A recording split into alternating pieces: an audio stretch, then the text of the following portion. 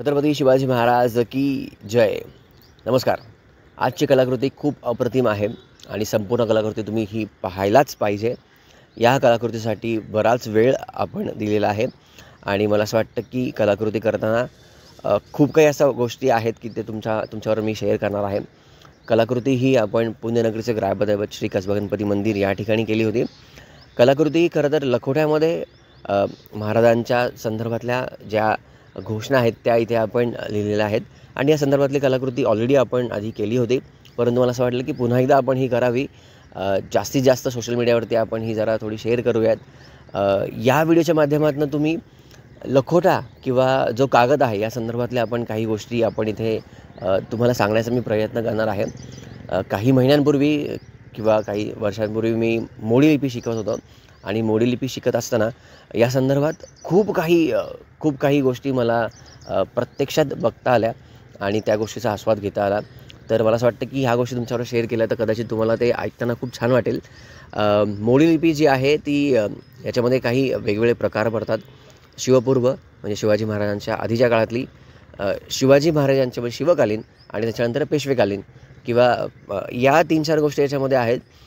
शिवाजी महाराजांनी खरं तर खूप जास्त प्रयत्न केला की आपली मराठी भाषा ही जास्तीत जास्त लोक त्याचा वापर करावे. कारण काही शब्द असे आपल्या मराठीमध्ये आत्तासुद्धा आहेत की ते आपले नसून हे इतर लोकांचे आहेत आणि आपण ते खूप फारसी लोकांचे जास्तीत जास्त आपण याच्यामध्ये वापरतो. महाराजांमुळेच खरं तर आज आपण आहोत आणि जर महाराज नसते तर कदाचित खूप वेगळा प्रकार असल्याचा सगळीकडे कदाचित हिरवेच तुम्हाला झेंडे दिसले असते किंवा खूप वेगळं चित्र असूच शकतं किंवा असलंच असतं.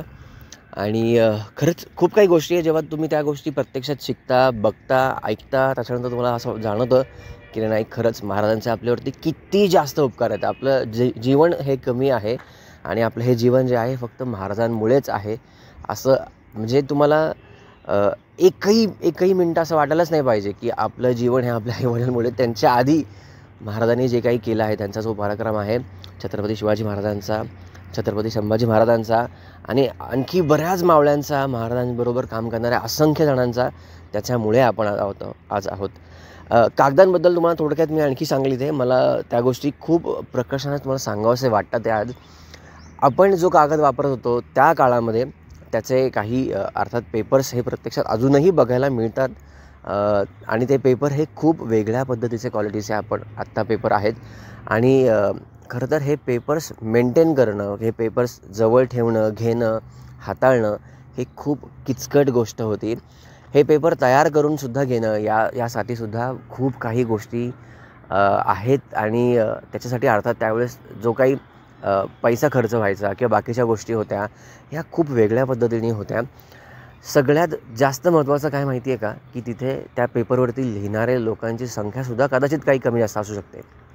आत्तासुद्धा ते पेपर्स आत्ता अवेलेबल आहेत, तुम्ही ते पाहू शकता. या संदर्भातल्या काही गोष्टी ह्या तुम्हाला पटकन वाचतासुद्धा येणार नाही अशा डिफिकल्ट लेवल्सच्या लँग्वेजेस आहेत. आणि मग अशी मी तुम्हाला सांगितल्याप्रमाणे यात 3-4 प्रकार प्रामुख्याने मोडतात. शिवपूर्व, शिवकालीन, पेशवेकालीन.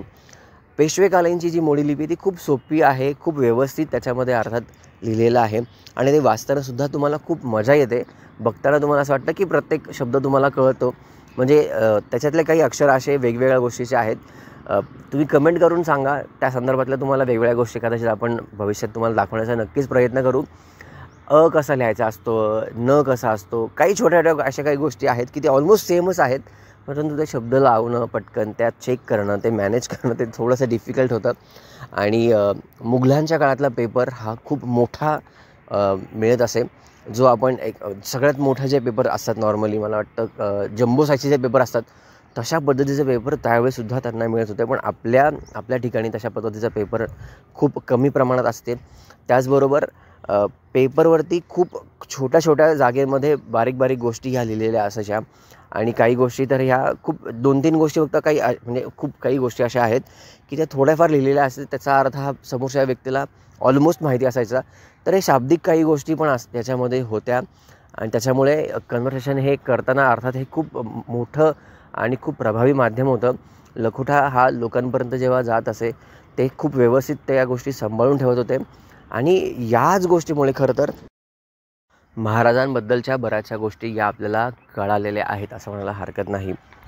खरंच लखोटा हा खूप प्रभावी हे आहे. आत्ता जसं आपण व्हॉट्सअप एखादं रेग्युलर मेसेज वगैरे करतो तोच एकंदरीत फॉर्मॅट म्हणायला हरकत नाही, की लोकांपर्यंत थोडक्यात मोजक्या शब्दामध्ये त्यांच्यापर्यंत ज्या काही गोष्टी आहेत ते त्यांच्यापर्यंत पोहोचवणं आणि हे वेळच्या वेळी व्यवस्थित त्यांना मिळणं, त्यांनी त्या गोष्टीची दखल घेणं, ती दखल घेऊन त्या संदर्भातले जे काही त्यांना एखाद्या गोष्टीचे आदेश दिले असेल, एखाद्या गोष्टी त्यांना सांगितलेली असेल, ती गोष्ट त्यांनी ती पूर्ण करणं, या सर्व गोष्टी याच्यामध्ये एकंदरीत होत्या.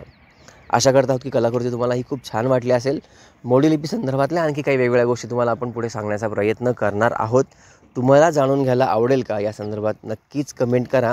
आणि ही संपूर्ण कलाकृती करताना ऑलमोस्ट मला वाटतं 1.5 तासाचा वेळ अंदाजे आम्ही इथे दिला होता. आणि ही पूर्ण कलाकृती करताना माझ्याबरोबर माझे कलाकार वर्गावरती ऑफलाईन क्लासेसचे जे कलाकार आहेत, रिंकूताई होती, त्याच्यानंतर महेंद्र दादा होते. आणि जी काही कलाकृती आपण नेहमी करतो, ही कलाकृती करताना असंख्य जण इथे येतात, फोटोज काढतात, त्या संदर्भात आम्हाला सांगत असतात की हे खूप छान कलाकृती आहे, अशीच कलाकृती तुमची कितीतरी वेळेस आम्ही बघितलेली आहे. प्रत्यक्षात तुम्हाला पहिल्यांदा रांगोळी काढताना आम्ही बघितलं तेव्हा खूप छान वाटतं. अर्थात ही कलाकृती आपण चतुर्थीच्या आदल्या दिवशी ही केलेली असते. त्याच्यामुळे असंख्य जण इथे येऊन या गोष्टीचा आस्वाद घेतात, फोटोज काढतात, ते खूप छान वाटतं. कदाचित हा फोटो खूप जास्तीत जास्त लोकांपर्यंत किंवा व्हिडिओज खूप जास्तीत जास्त लोकांपर्यंत येईल. कलाकृती कशी वाटली कमेंट करून सांगा.